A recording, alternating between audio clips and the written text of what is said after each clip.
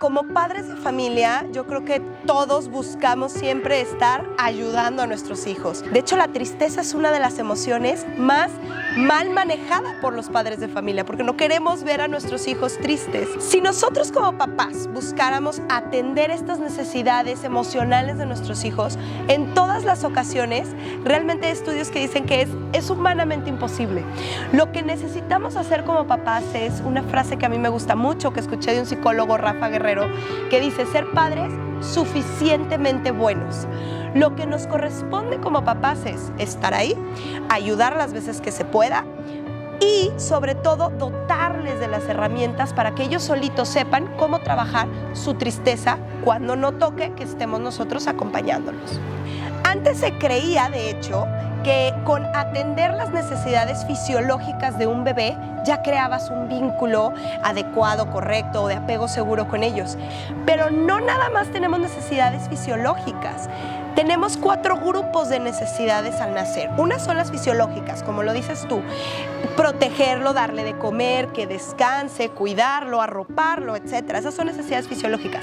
Pero igual de importantes son las necesidades afectivas, igual de importantes son las necesidades cognitivas, porque todos nacemos con esta curiosidad de aprender, e igual de importantes son las necesidades sociales. Entonces realmente como papás no está tan fácil de decir nada más atiendo las necesidades fisiológicas. Tenemos estas 4 necesidades que cubrir con los niños. Entonces cuando lo entendemos así, le damos la importancia a conocer el mundo emocional de nuestros hijos, así como le damos la importancia a nutrirlos bien, vestirlos bien, que estén en un lugar seguro, que si se enferman atenderlos. Es la misma importancia la que le tendríamos que dar. Todos nacemos con esta necesidad de vincularnos con el otro. Es imposible no vincularnos con mi mamá, con mi papá o con mis cuidadores principales. La clave está en cómo nos vinculamos. Podemos generar un apego seguro con nuestros cuidadores cuando son responsivos a nuestras necesidades, cuando están disponibles con nosotros, etc. O podemos generar un apego inseguro cuando no responden a nuestras necesidades, o a veces sí o a veces no, o peor aún, cuando son personas que nos hacen daño, pero el vínculo está presente, porque eso depende de los padres, depende de los cuidadores, y de lo que hagan o dejen de hacer, o hagamos o dejemos de hacer los papás, será este vínculo que vamos formando con los hijos. Y entonces veremos si tenemos un apego seguro o un apego evitativo o un apego inseguro de otro tipo, ¿no? Eso es lo importante. Otra de las características del apego seguro es ir favoreciendo la autonomía de los niños. Sí, nacemos totalmente dependientes, pero nos corresponde a nosotros como papás también no nada más permitir que ellos solitos vayan logrando cosas y se vayan haciendo más autónomos, sino favorecer su autonomía.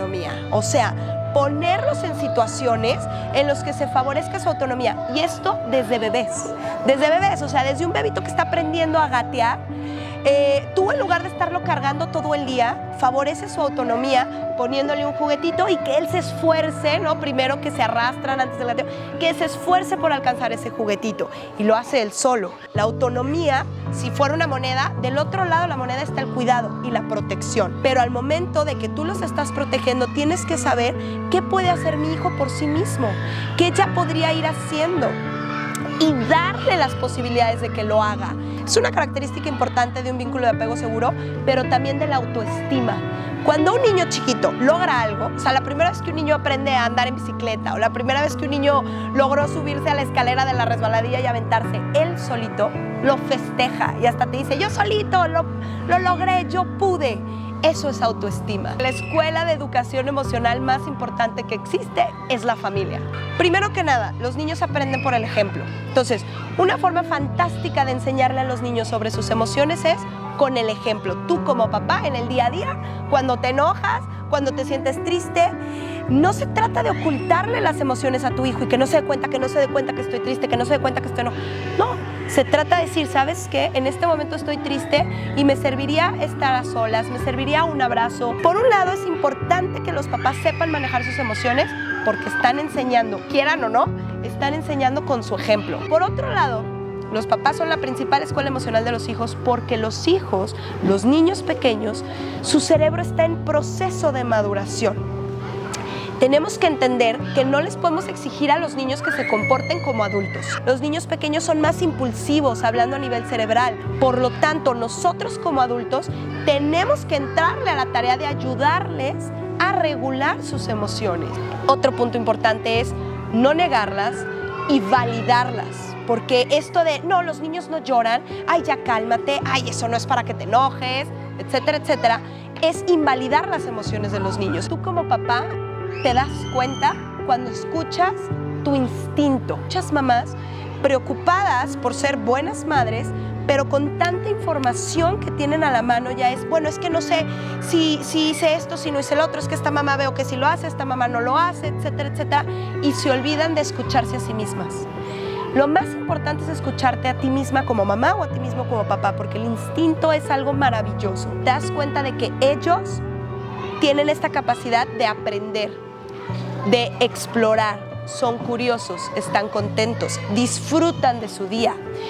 Cuando pasas tiempo con ellos, cuando están juntos, cuando los conoces, cuando tu hijo te tiene confianza, cuando tu hijo está autorregulándose emocionalmente contigo, cuando ves que tu hijo está desarrollando su autonomía, cuando ves que tu hijo tiene alta autoestima, se conoce a los demás, cuando ves que tu hijo está tranquilo, cuando ves que tu hijo se desenvuelve con otros de manera adecuada y también con adultos y con sus pares.